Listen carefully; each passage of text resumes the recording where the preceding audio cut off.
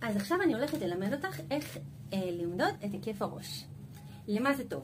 רוב הכיסויים הם מתאימים להיקפי ראש בין 51 ל-53, משהו כזה. כל דבר שהוא יותר מזה או פחות מזה מצריך עיצוב אישי או תיקון באחד מכיסויי הראש, ולכן יש לציין את זה. במידה ויש לך היקף ראש גדול, אז זה מצריך עיצוב אישי. אז אני רוצה עכשיו ללמד אותך איך אנחנו מודדים את היקף הראש. אז אנחנו צריכים סרט מידה. אם אין לך סרט מידה, את יכולה להשתמש בשרוך ואחר כך למדוד בסרגל. אני מודדה את כיסוי הראש שלי.